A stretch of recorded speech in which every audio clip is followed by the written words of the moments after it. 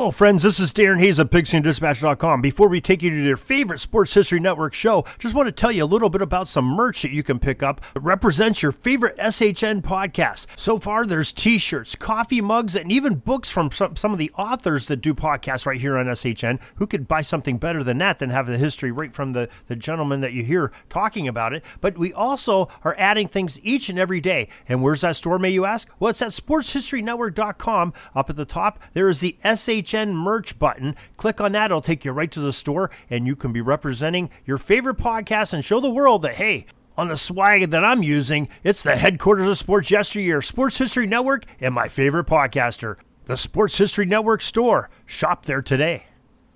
This podcast is part of the Sports History Network, your headquarters for the yesteryear of your favorite sport. You can learn more at sportshistorynetwork.com. Hello, sports fans, and welcome to another edition of Yesterday's Sports on the Sports History Network. Today, we're doing part 2 of the all-time best defensive players in NFL history. Joining me are my friends Arnie Chapman and Dave DePaula. I wanted to get back to Paul Zimmerman's list. Defensive tackle, he's got Lilly number 1. Said he got it.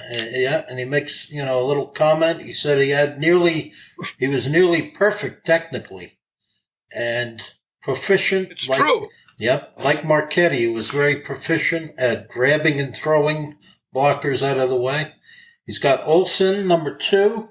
Said Olsen was the best bull pass rusher out of the defensive tackles. And he could break down the inside of the offensive line. Number 3, he's got Joe Green. Said Green was the quickest out of the 3 of them. He was the quickest, and he said you could pretty much flip a coin with those guys because all 3, he said, were skilled in every phase of the game. They didn't have any weaknesses, and like today, they didn't take breathers, They stayed in the game. There was no coming out to take a breather. Those guys stayed in the game. That's a big thing. That's right. And number 4, he's got Alan Page. And pretty much, he said the same thing that I just said. Best pass rushing defensive tackle, he said, he ever saw was Alan Page. Best pass rushing defensive tackle, but he was a little questionable at stopping the run. And then he's got... Yep, go ahead. I can make a case for Randy White giving Page a run for his money. I think he had 101 sacks from the defensive tackle position. And you can guarantee you this. They talk about, what's his name today? This guy on guy on the Rams. What's his name? Aaron Donald. This guy's one of the... Yes. I watched it the other day. I watched the Rams and the 49er game. Let me tell you something. 80% of the plays, he was getting single-teamed, Aaron Donald. He wasn't getting double-teamed. Randy White was getting double-teamed on almost every single play. And he had 101 sacks from the defensive tackle position. He was phenomenal. He was relentless. Relentless. And Aaron Donald, he's a defensive end. He could easily bring a guy out there and chip him. Okay? Right. And White was, and Lilly was getting double-teamed, sometimes triple-teamed. Dan Reeves talked about it. He said, you didn't see too many guys getting triple teamed. He goes, but Lilly, and he said, and if you saw Lilly, he didn't have an ounce. He didn't look like a football player. He had no muscle definition at all. He describes Lilly, but he had sweatpants. And if you saw him, you would never think. Right. He said, but he was just he was the strongest guy in the team. He was just a naturally strong guy. You know what I mean? Yeah. And I've told you this over the years. I said, he wrote that book, Lilly, and he talked about his father pulling an engine out of a truck, okay, with no hoist, okay. So I mean, but I'm just saying, all these guys they talk about Donald, he's not. Go watch the game. Watch any game of just turn it on this week. Watch the Rams. He's not double teamed 70% of the time, not even. Nope. They overblow. I'm telling you. Some of these guys overblow some of these guys today. I'm convinced of it. You know what I mean? And they take plays off. Let me just get to this list from 2019 for a second, Mark. Don't forget, we talked about this. they had to add 6 special team players. Yeah, that's too So many. because they added 6 special team players, Arnie, they kicked 6 guys off the team. Yeah, that's they too... had to add 2019. They added a kicker, a punter, a kick returner, a punt returner, and 2 punt returners, 2 kick returners for a total of 6. Yeah, so you too had much, guys getting booted off the team for special teams guys, which I guess if they got to make it fair, I guess they got to make it fair. I don't know. So, but who else does Zimmerman have on there? Outside linebacker, he's got Taylor. He's at the weak side. He's got Ted Hendricks at number 2. He thought very highly of Ted Hendricks. Said he was a Rhodes Scholar, and said he was extremely intelligent and, like Lilly, was very technically sound. So he's got Taylor at the weak side, Hendricks at the strong side. He was said Jack Ham was the best at pass coverage, best linebacker ever at pass coverage. Dave Wilcox, he said, was the best at dealing with tight ends. He never got hooked. The tight end would try to hook the linebacker. So they were never able to hook Dave Wilcox. They were never able to block him. And then he's got Bobby Bell. He's got ranked up there. Honorable mention, Dave. Chuck Howley. Look at Chuck Howley was better. Chuck Howley was better than Dave Wilcox, hands down. He just was. Look. I will say this about Paul Zimmerman. I notice he is a little partial to the 49ers because he lived in San Francisco for a while, and he went to all the games at Kezar Stadium. So he saw these guys, all the time, live. He went to all the games. So he is a little bit partial on his list, it seems like, to 49ers. But he does have Howley as an honorable mention. Yeah. And, it's a great list. Yeah. Middle linebacker, he's got Buckus. He's said between Lanier and Nitschke, just like we were saying, he said he would give a slight edge to Lanier over Nitschke. And then he's got Ray Lewis. Now this list is from 2007. The following year he had a series of strokes. So this was his final all-time list. Got Ray Lewis. He said Ray Lewis was the best at closing on a receiver. Extremely fast at closing on a receiver. And let's see. And it looks like it for middle linebacker. Then at safety, he's got Ken Houston. And he made a point. He made a point with safety that you have to take into account he said there's a big difference between strong side safety and weak side safety. So he's got Ken Houston as his strong side safety, and he's got Willie Wood, which probably is not on any of the list, right? I don't think Willie Wood is on any of the list. We didn't talk about him, no. No, he's got him as his free safety. And then he's got Larry Wilson. He said Larry Wilson is very close behind Willie Wood. And he actually thought that Ronnie Lott was a little bit overrated. He said Ronnie Lott was better at cornerback than he was at safety. That surprised me a little. Yeah, that surprised me. He said he felt he was a little bit overrated, and that his best years were when he played cornerback. Then he's got he picked a lot of safeties. He's got Brian Dawkins. That's more from Arnie's era, right? Brian Dawkins. He's got him ranked high, and he's got honorable mention. He's got Cliff Harris. Great. Yep. And he was great, Cliff Harris. Oh, yeah. Captain Crash. Captain Crash. There's an article here. There's a little list here, Mark, of poor Paul Warfield, right, and the greatest corner he's ever faced. So this is just from the years that he played. Right. He's not making an overall list, but at the number 1 position, he's got Mel Blount. And number 2, Willie Brown. Right. And number 3, Arnie, he's got Lem Barney. And that's interesting because, don't forget, Paul Warfield played in the AFC, right? Mostly, Mark? Yeah. Well, he played. He was with the before the merger. The Browns, though. Before the merger, he was with the Browns. So he played. Yeah, that's why he's got. That's right. Yeah. I think he only. That's why he's got Lem Barney in there. I think Warfield only played about 4 years for the Dolphins. Then he went to the WFL until that folded, and then he went back to the Browns at the end of his career.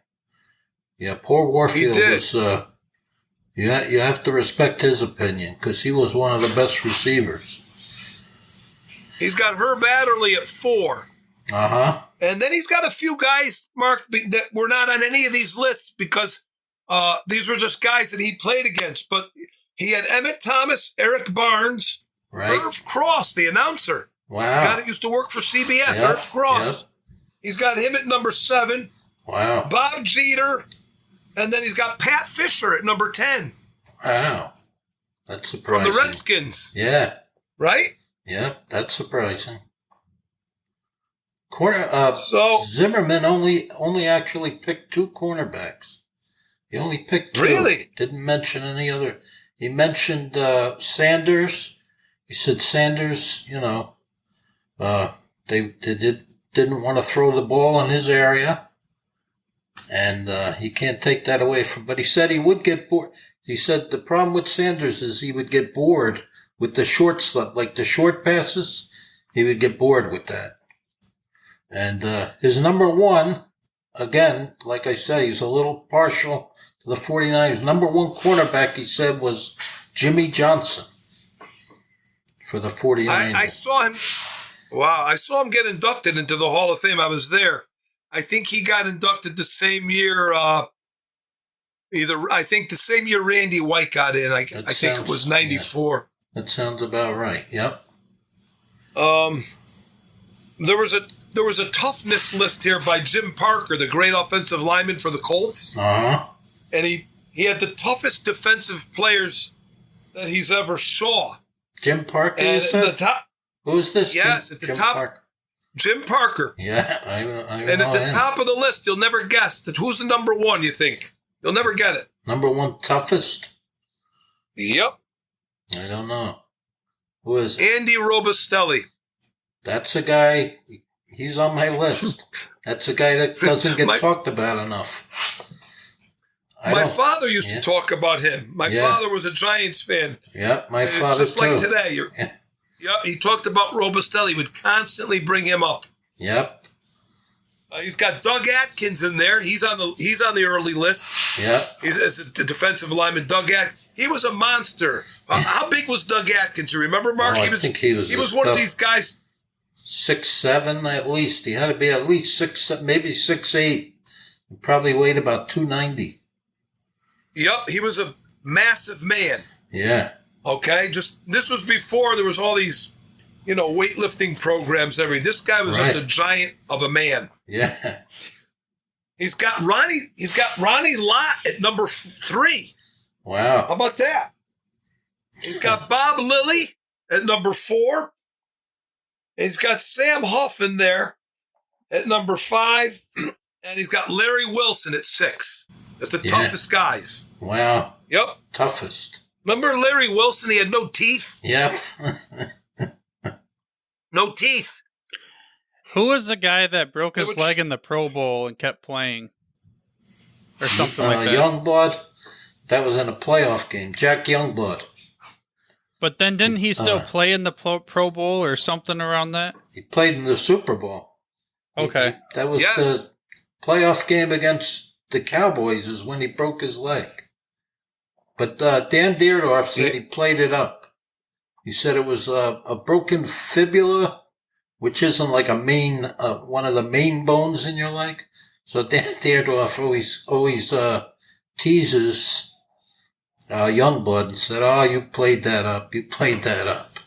But to play with a broken bone is saying something.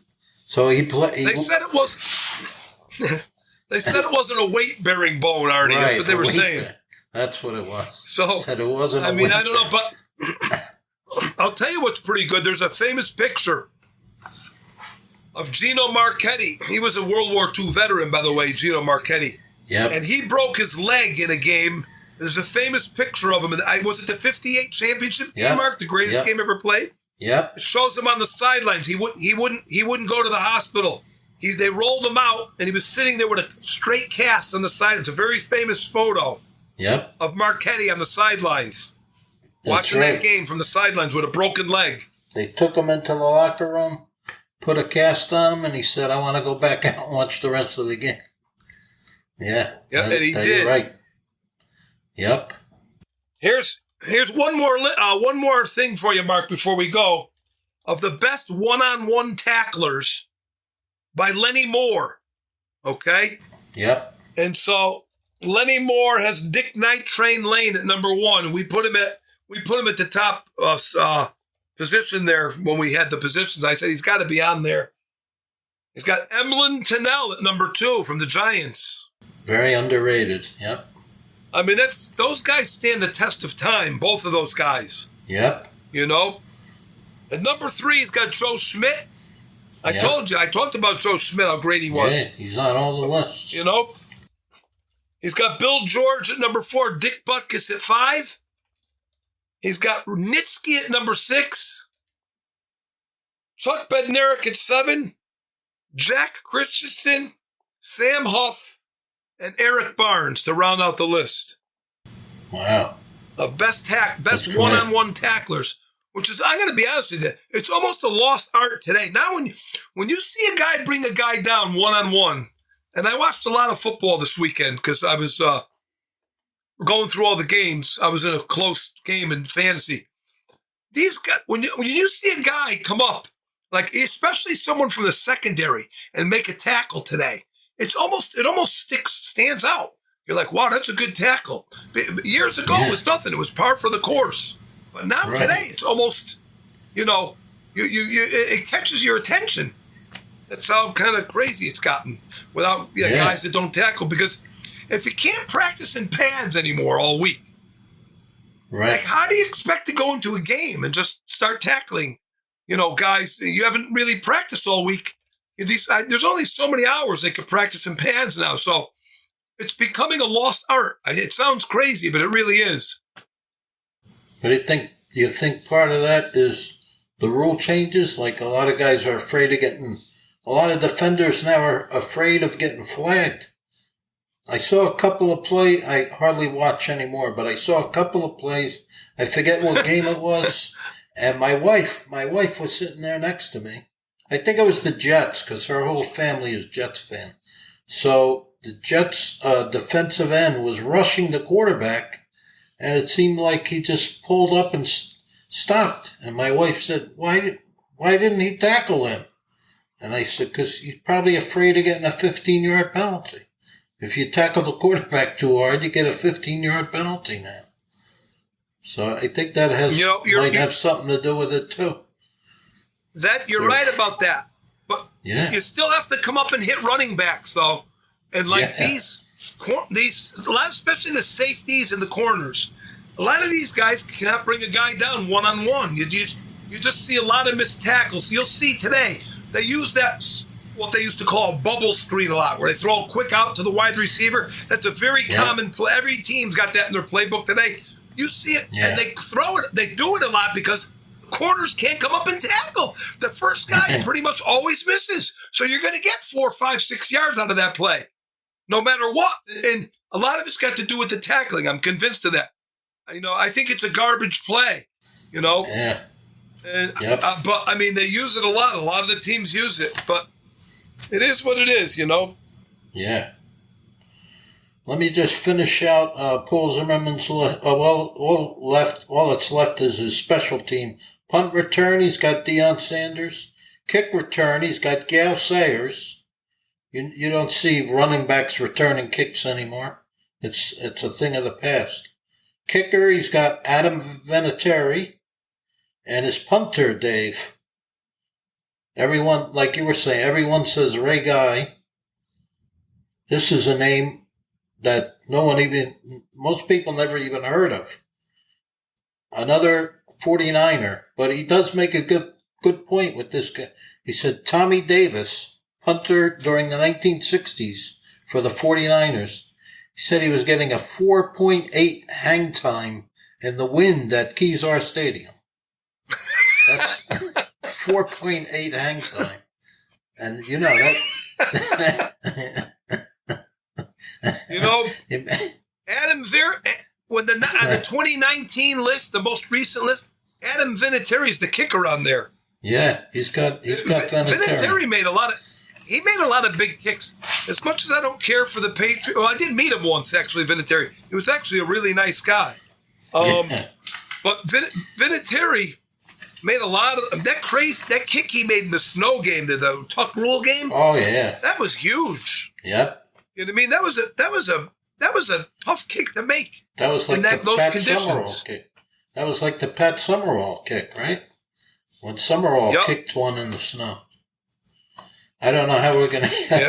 I don't know how we're gonna make this into only 2 parts. I still have 2 more lists here. There's the 2010 list. 2010 list. That was the NFL Network, right? Yeah, that was this one here. Yeah, we got the 100 greatest players. Now we're getting more into Arnie's era. Into Arnie's era we're getting here. This one is really top heavy with quarterbacks and running backs. 38% of the list. Almost four out of every 10 is quarterback or running back. But they got I'm looking at the defensive players. Yeah, defensive end. They got Reggie White, Deacon Jones, Bruce Smith, Gino Marchetti. Pretty much those same 4 guys. Then they got Willie Davis, Leroy Selman, Michael Strahan. I thought was a little questionable. They got him in the top 7 defensive ends. I mean, he was certainly one of the better defensive ends of his era, but I don't know if I'd put him in the top 7. But the top 4, it seems like mostly everyone agrees with Reggie White, Deacon Jones, Bruce Smith, Gino Marchetti. What do you got at defensive tackle? I'm looking at the 2010 list now, Mark. Yeah. And you're talking about Strahan, who was, his sack record is a joke, first of all. But who's not on any of these lists, and yet he's in the Hall of Fame, is Jason Taylor. This guy doesn't make any of these lists. Was he a first ballot? The guy was a first ballot. It's a disgrace. I'm sorry. I'll come out and say it right now. It's an absolute disgrace. I said it the last time when we talked about the Hall of Fame. It's just, I'm sorry. I don't get it. When I watched him play, I never said, boy, that guy's going to go to the Hall of Fame. It never entered my mind once. I'm sorry. Even got players on teams that I don't care for. I would say this guy's tremendous. Yeah. You know what I mean? But I just don't get it. But I that's very questionable putting Michael Strahan on the top 100 list. I have a hard time with that. Right. Yep. Let's see. Defensive tackle. He's got Joe Green. They I don't know who voted. I know it's the NFL Network. Joe Green they have ranked number 1. Lilly number 2. Olsen number 3. Again, those same 3 guys. And then the next 2 are always the same 2. Alan Page, Randy White. Yep. So there isn't much change there at defensive tackle. And then outside linebacker, they got Lawrence Taylor, Chuck Bednarik, Jack Ham, Bobby Bell, Ted Hendricks. The one guy they added, Derek Brooks. Yes.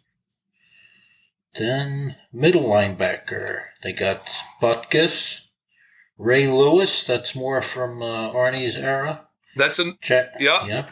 Jack Lambert, Ray Nitschke, Willie Lanier, Singletary, Schmidt, again. Schmidt, like you said, he's always on these lists. And they got Sam Huff. Singletary. I don't have Singletary. I don't have him in my top 100. Not saying he's not a Hall of Famer. And Sam Huff, I don't have in my top 100. Singletary and Huff get thrown off on the 2019 team. The most recent one. They're not on that. Right. Yep. And who do they have here at cornerback? Cornerback. Seems like they always pick a lot of cornerbacks, but hardly any safeties.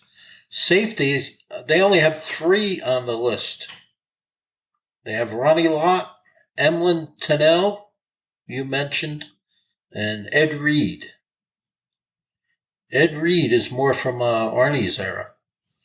Do you see him? You saw him play, Arnie? Ed Reed? Oh yeah, I mean he's one of my favorite players. Yeah, you mentioned about how he protected Ray Lewis, right?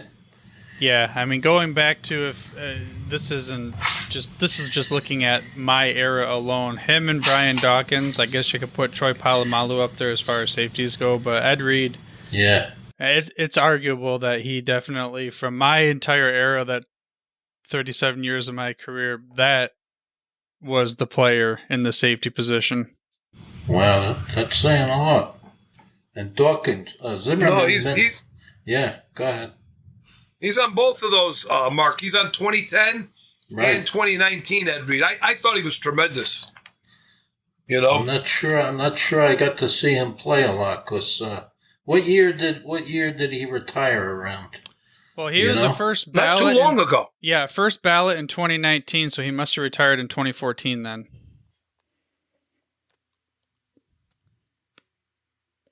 Yeah, no, going back to the Ravens defense historically in my time, well, they've always been the just dominant force. And when Ed Reed came in the league and paired him up with Ray Lewis and of course everybody else on that, it was just otherworldly. That's what took him to the Super Bowl. That was it 2006 or 7 when they won that Super Bowl. Ray Lewis's last. No, it must have been 2013 when they won it too. But even before then, Ray Lewis was there. And what about Brian Dawkins? Brian Dawkins was again otherworldly as far as the safety goes, and they called him the X Factor. Or wait, was he the X Factor? Or was Ed Reed? Now that I'm thinking about it, he was the Wolverine. Was his type of thing, but just you just had to change your entire game plan when Brian Dawkins was on the field.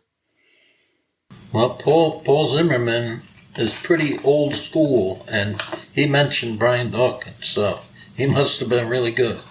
Yeah, when it came to, I would say Dawkins was closer to your era of football. Mm-hmm. Ed Reed was kind of more into the era of that I grew up watching, but he could have transitioned a little bit too. If you're talking someone that had to play in the 70s, Dawkins would have been the guy I'd choose between the two. Right. Now, Ed Reed, Mark, holds 5 NFL records. Wow. Most career interception return yardage, almost 1,600 yards. Holy yardage return. Oh, yeah. He's got the longest. Go ahead. Go ahead, Ernie. No, you were going to say when he got the ball in his hands. Go ahead. Oh, finish yeah. That up. I know exactly what you're going to say. This era of Deion Sanders, yeah. When he got the ball, it was turn around, and it was when it was looking to score. It wasn't just coming down with it and just getting the ball. It was every time he touched the ball after he intercepted it, it was eyes on the prize kind of thing. Right. He was looking for that end zone. Mark, he's got the longest interception return, 108 yards. Oh, man. He's got the most career postseason interceptions of 9. He's tied, actually, with that. And he's got the most seasons leading the league interceptions, 3. Tied with Everson Walls. And so he's got, look, and he did it all. He's got a lot of tackles, pass defended 139, 643 tackles, 64 interceptions, 11 forced fumbles, 13 forced fumble recoveries. I mean, he's on the NFL 100 all-time team, like we said. Right. He's on the all-decade team of the 2000s.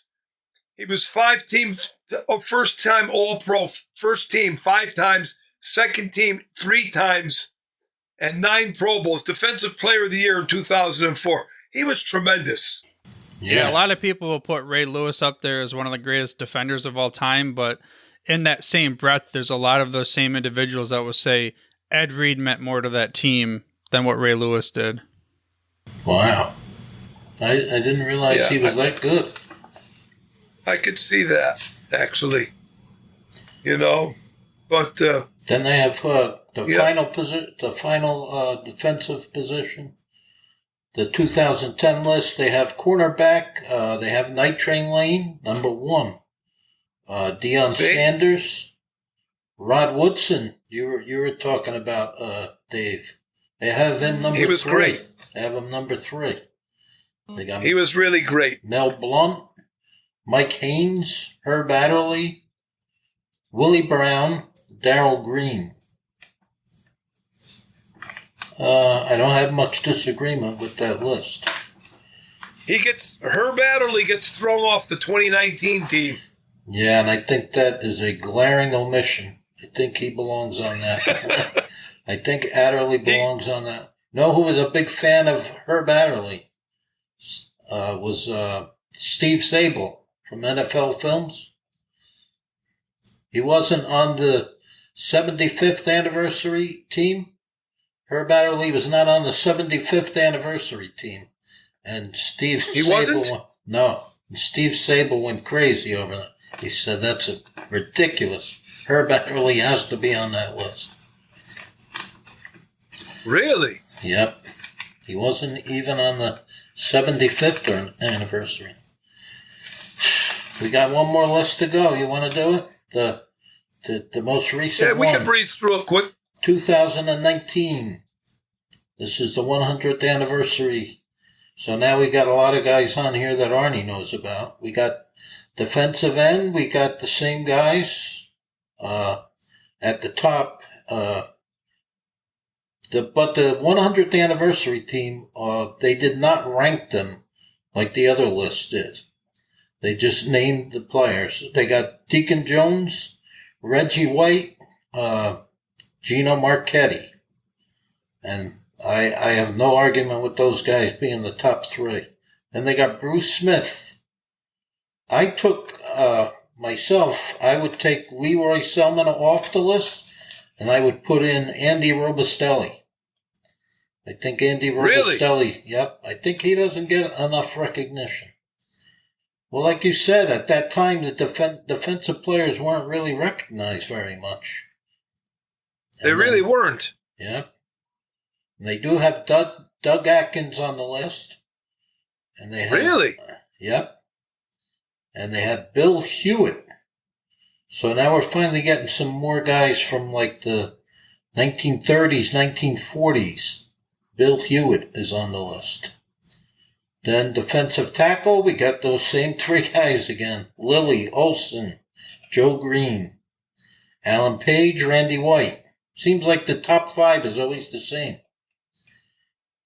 I would take off John Randall, and even though it's tough to do, I would take off Buck Buchanan. Because I got 2 guys here I would replace them with that don't really get mentioned enough. Ernie Stautner, Dave. Ernie Stautner. Yes. I think he belongs on this list. I think he went to 11 Pro Bowls, Ernie Stautner. And another guy played for the 49ers, Leo Namalini. Leo the Lion. That's right. They call him Leo the Lion. I'd have those 2 guys in there. He later became a professional wrestler. Ernie Stautner was an undersized guy who played for the Steelers, Arnie, and he coached with the Cowboys over 20 years during those glories. He was the defensive line coach. Yep. So all those guys had Ernie Staunton or Randy White had him in fact, they became very good friends. They used to go fishing a lot. That's Randy right. White used to tell me they were very close, but Ernie Staunton coached all those Cowboy greats, Ed Too Tall Jones, Larry Cole, Jethro Pugh, all of them. Ernie Staunton was there all those years. Yep. I think 25 years he was coached the Cowboys.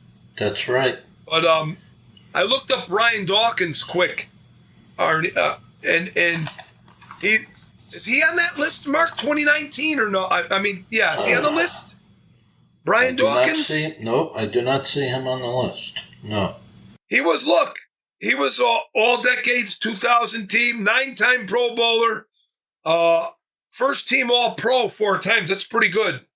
And he played from 96 to 2011. So he had a pretty long career. He had 36 forced fumbles, 19 recovers, 37 interceptions. But, for some reason, of the more modern guys, he didn't quite get on there. Look, there's some great players ahead. It's very hard to crack that list. I'm sorry. Oh, yeah. Sure is. It sure is. Very hard. I'm trying to think of who the player is. Brian Dawkins, Titans tight end. You have to go to YouTube. It's Brian Dawkins hit, who was it that he hit? There's a guy that he lays out that makes you think of going back to old school football. What's the hit? If you just look up Brian Dawkins hits, it'll come up. It should come up. Yeah, he was Weapon X was the nickname that they gave him, and he was like Wolverine. But yeah, Brian Dawkins hits. I can't find it right now, but if you go to his biggest hits, it'll make you think, oh yeah, this is like whatever Ronnie Lott or some of the old school players. Right. Outside linebacker, they got Lawrence Taylor, Jack Ham, Taylor at the weak side, Ham at the strong side. Bobby Bell. They got Ted Hendricks. They have Derek Brooks, who it's tough between him. I would replace Derek Brooks with Derek Thomas from the Chiefs. Right? Yeah. I thought Derek Thomas was something special. How many years did he play, Mark? Well, I think he played. He died. He died young. Yeah, he died before his career was over. Car accident. I think he played maybe 10, 11 years, and then he died in the car accident. Was it that many? Yeah. I think so. I could check. Maybe it says here. No, you're right. Not 10 years. Yeah, 10 years. And then he died it looked like he was going to make it. He lived for about another week or two after the car accident, and it looked like he was going to make it. And then he just had some kind of setback and died in the hospital. It's a shame. Middle linebacker. He had 120. Go ahead. Oh, what were you saying? 120 sacks yet? He had 126 sacks, Derek Thomas. Mark. Yeah.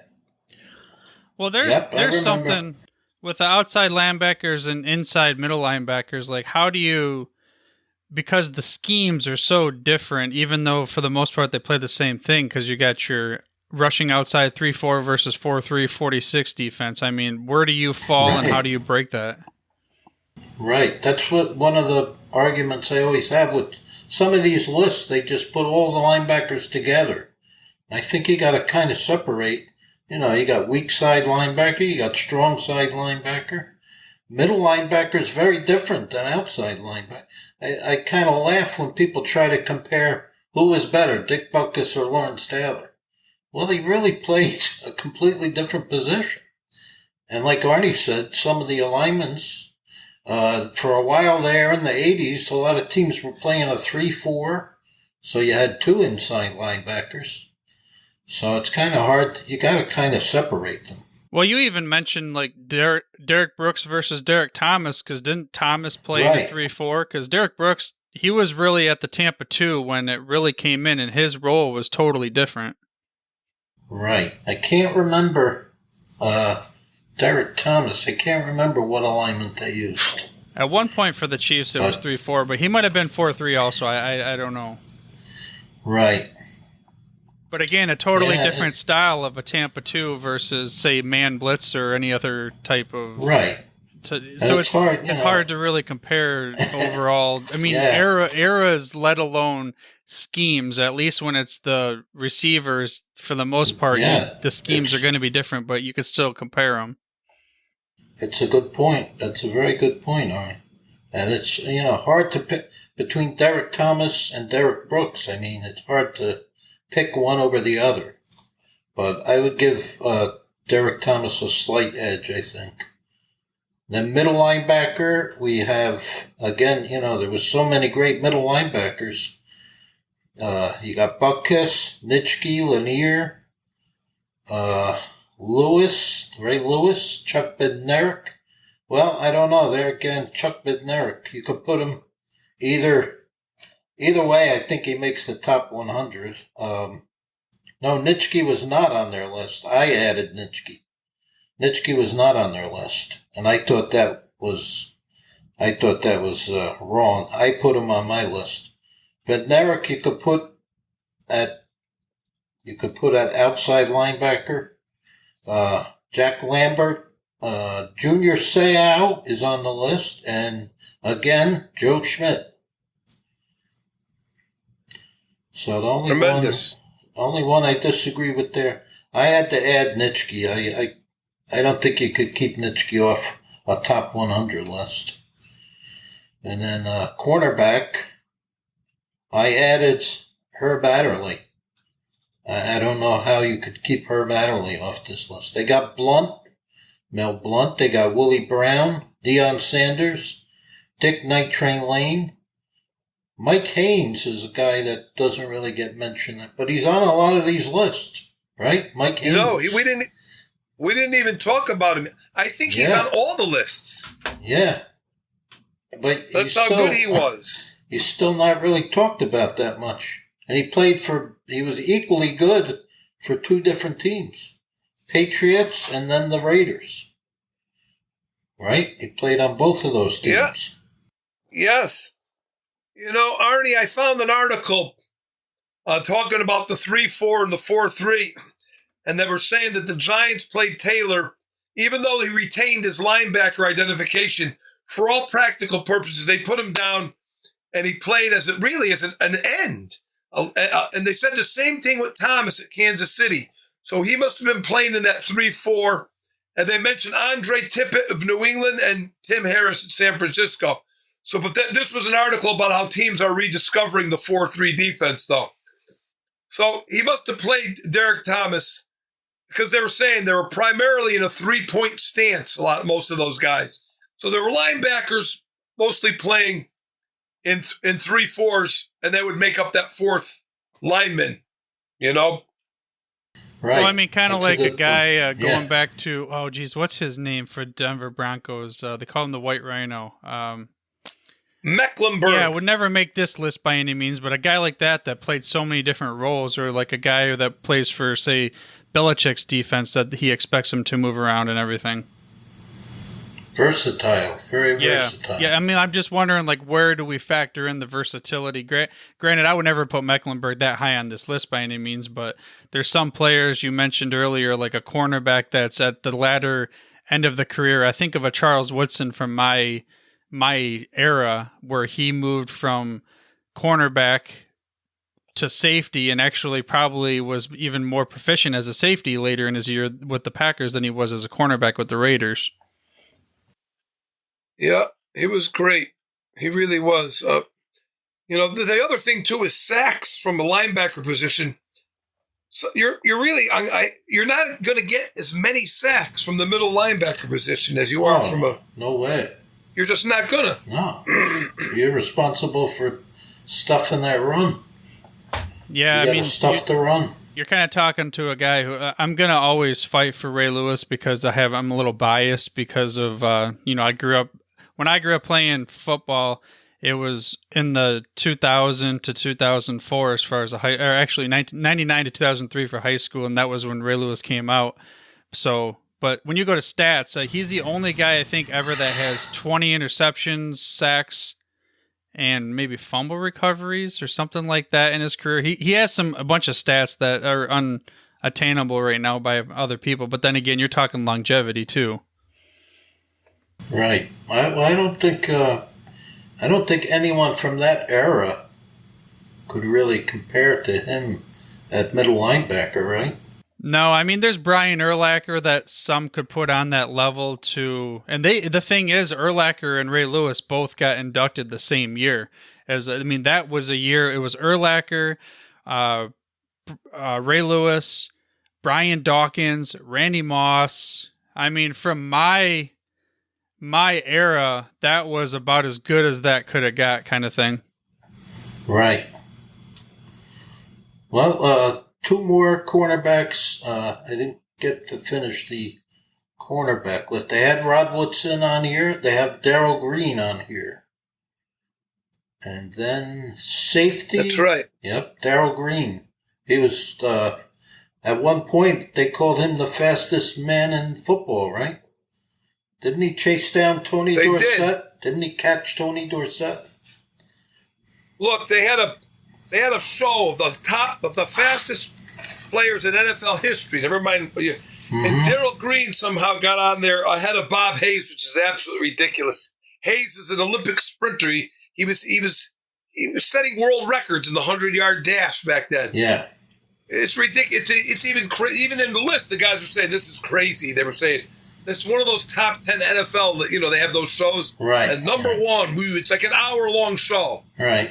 To put Darrell Green ahead of Hayes is absolutely insane. But he was a great player, and he was great at a late age too. He was still fast in his mid-30s. Yep, he sure was. At safety, the final position, safety, they got Ronnie Lott, and they're a lot of these guys played two positions, like Arnie was just mentioning. Ronnie Lott, Paul Zimmerman said he was better at cornerback, but they have him listed here at safety. They got Larry Wilson, they got Ken Houston, Emlyn Tennell, who I don't think really gets enough. But he is on a lot of these lists, right? Emlyn Tennell. Ed Reed is on the list. The one guy I dropped from this list was Jack Christensen. And I think he played in the 40s. And I have to admit, I probably don't know enough about these guys. The guys that played in the 20s, the 30s, the 40s. I mean, I know the big names, Sammy Baugh, Don Hudson, Sid Luckman. I know those guys, of course, but a lot of these guys, like Jack Christensen, I honestly don't know enough about. And a lot of those guys during that era didn't have very long careers. A lot of them only played 7 or 8 years. Yeah, I think that's what's so difficult is era to era and talking when you say like the 20s and 30s to even the 50s, 60s, like it's not even it's night and day as far as the style of play, and like going into the 70s and nowadays it's not even close. Like that's why like a guy like Don Hudson to be able to do what he did, and I know we're talking more defense at that time frame. I mean, like it wasn't even close how much better he was than the second. Like he would have more receptions, yardages, and touchdowns than half of the entire league put together, their whole teams. Oh, yeah. Paul Zimmerman had a lot to say about Don Hudson. Go ahead. If you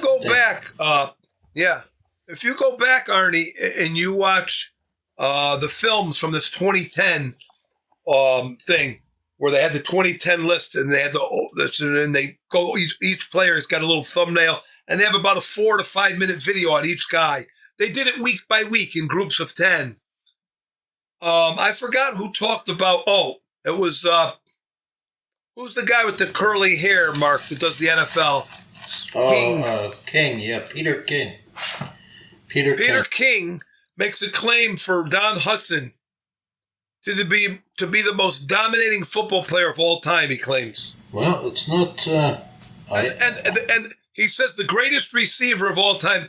and possibly, he said, the greatest football player of all time, Don Hutson. He says it in that little video there. Yeah, I know when I did my episode on Don Hutson, because I don't know if you guys know this, but back when I was first starting, I was before I had the interviews. So I started with, for one of the things I did was, well, let's go through the Hall of Fame players. I started with 1960, the first class, 1963. And of course, Hudson, Red Grange was in there, Bronco, all these other guys. And when I did the Don Hutson episode, I was blown away at how much further ahead he was. But then again, I don't think it's totally fair to compare, because it was like having things at the right moment, where he had that coach that was willing to open it up. He had that quarterback that was willing to fling the ball the way that they did. And they had the defenses that weren't prepared for that style of play. So it was kind of like now with, let's say, Josh Allen, even though it's not to the same extent, or it was like when Michael Vick came in the league, like no one knew how to guard that from stopping a running quarterback, even though there was Steve Young precedents. I understand that, and some other players, but it was, Don Hutson it wasn't even close. I agree. And I'm kind of like taking up the ball for offense when we're supposed to be talking about defense. So I'll let you go from there. I got to check that episode out now. I don't think I ever heard. It's a podcast you did? Yeah, all of my episodes at the beginning, Mark, were all individual. So like I did, the Jim Thorpe episode, the Red Grange episode, Don Hutson, all of them were like, there were solo episodes, kind of like you, almost, I want to say for the first maybe year and a half or so before Upton Bell reached out. I mean, they weren't exactly like how, like how you would read a script. I would have like all my research, and then I would have bullet points, and I would kind of talk almost like a script, but I would kind of go off topic a little bit. And I didn't even think to have a script until having you and Joe actually reading a script. And I kind of wish I would have done it that way at the beginning, because my thought was I had to have more of like my personality into it. But I really strayed away from the ability to have that concise content the way that you guys do with the script. So if I could go back, that's how I would have done it. Right. Paul Zimmerman, every guy on his list, every guy that he picks for his all-time team is someone that he actually saw play. He said the only guy on his list that he didn't see play was Don Hutson. He flew to Wisconsin to the Green Bay Packers facility and asked to see game foot, not just highlight, we see highlights of Don. He said he went to the Green Bay Packers and asked for actual game footage of Don Hutson, and he said he was totally blown away. He was making circus catches, and like Arnie said, he was putting up numbers that no one was even close to. And he also played defense. He played defensive back. He even played defensive end sometimes. Oh, he has, well, there was to go. No, not something like it was to the point where he would have more interceptions, because that was back when they were the two-way player. But he, in one quarter, scored 29 points by himself, and this was they just didn't know what to do with a guy where he could literally. They would put, and I saw some of this video too. They would have three people try to corral him. And they just didn't know what to do, because there was like, he created the route tree. It wasn't just, hey, you go down the field as far as you can and I'll see if I can throw the ball to you. He was where the route tree came from. Right. Yep. Truly amazing. Amazing. I took a look at Jack Christensen from the Lions, Mark, because you were saying you weren't familiar, but just, he has great stats though. He only played 7-8 years, 51 to 58, but he was a 6-time All-Pro. First team, 52 to 57. That's pretty good. He's 50s All-Decade. He's the 100th anniversary all-time team. So he's on that team, that 2019 team. His return yardage is nothing like Ed Reed or anything, but the guy was very solid for the amount of years he played. Yeah, he was selected by the Lions. This is interesting. In the 6th round, so he wasn't even a high pick.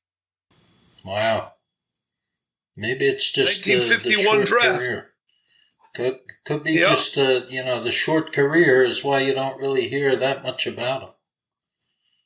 But six Pro Bowls, like I said. Well, part of it's too because of when you have all the older players and everything, they don't get as much as the newer ones. Right. No, they don't. They get lost in the shuffle. He's right, Mark. Yeah. Well, there isn't as much footage either from that time. Oh yeah, I mean, just imagine if the way that Jim Thorpe didn't even come into the league until it was in his twilight of his career. I think he was 30 something by the time the NFL actually started. So we're talking before the league when he actually was in his heyday. Right. Yeah, Jim But Thorpe's going back to that, when I told cut. you he scored 29 points in the first quarter. Right. The reason why that really can sting hard to me, it was against the Lions where he scored all those points in the. Of course. Oh boy. Well, maybe one of these years the Lions will be good. You know what, Mark? They're never going to be that good because of people like me who are willing to still buy their tickets and pay for all their merchandise, and we do not demand a better team. Yeah, you have to demand a better team. I like their coach though, Arnie. I think they play hard for him. Yeah, I mean, you can play hard, and you can. It's kind of like in trench warfare, where they really want to play hard or they want to go hard for their general and their leader. But when you run up against a Gatling gun that just has better technology and everything, like those samurai soldiers in 47 Ronin or whatever that movie was, it just doesn't work out too well for you. No, I know. I mean, they just, But I have hope. There's something that's... I have hope, Dave. Every year I have hope, and Dan Campbell is the man. I just really hope we can put it together one of these times. Barry Sanders is going to... They just announced they're going to put a Barry Sanders statue outside our stadium next year. Wow. So I'm excited for that. He deserves it. I mean, the guy was... every year Super Bowl week, he comes on and makes the rounds for all these interview shows. The guy doesn't even look like he ever even played. It's unbelievable. And he's so casual and he's so nonchalant. And you're like, this guy's, if you didn't know anybody, you're like, who's this guy? I mean, but it's, I love it. I look forward to seeing him every year. Same Super Bowl week. He'll go to Rich Eisen. He goes to the other shows. He makes the rounds. It's great. I met his father at the Hall of Fame. Met Barry Sanders' father at the Hall of Fame. He told my son to get a haircut. Did he? Yeah. He said, "You look like a girl. Get a haircut." Yeah, he was kind of a tough guy. Yeah, I guess even Barry Sanders even talked about it. Yep. Well, it took us almost 2 hours, but we finished the defense. No, it was good. There's a lot of consistency there. You can see that at least with the players. Yes. Some of them are a little controversial, but most of them were pretty, like you said, pretty consistent. We'll do the offense on another show. That was good. It was a lot of fun. This podcast is part of the Sports History Network, your headquarters for the yesteryear of your favorite sport. You can learn more at sportshistorynetwork.com. Hey there, sports history fan. This is Arnie Chapman, a.k.a. the Football History Dude, and I hope that you enjoyed this recent episode presented by the Sports History Network and were able to learn some good old-fashioned sports history knowledge nuggets. I started the Sports History Network back in 2020 with the mission to help podcasters find a community of like-minded sports history nerds, as well as helping aspiring podcasters to start their own shows. We have a little bit over 30 shows on the network right now covering all sorts of sports history, but as far as I'm concerned, we're just at the toothpick in the ocean moment, that can't even figure it out because there's so much more coming. We wanted to create the ultimate headquarters for sports yesteryear, starting with Podcast Network and our website, but we're going to continue to move into other mediums as well. And here's the cool part, because we want you to be part of our team. So if you're interested in starting your own podcast, or maybe being a guest on one of our shows, Or who knows, maybe even write an article for us over on the website. Seriously, all you gotta do is reach out to us on the contact page over at sportshistorynetwork.com. You can be as technologically savvy as a Neanderthal tapping on a stone trying to figure out this whole hieroglyphics thing back in the day. Again, it doesn't matter, because even if you don't understand the whole podcast space, we have a production team that can pretty much help you out with doing everything. All you gotta do, head over to sportshistorynetwork.com, head to the contact page, fill it out. That message goes right to me, and I'll reach out to you as soon as I can. But for now, dude, I'm through if you're through.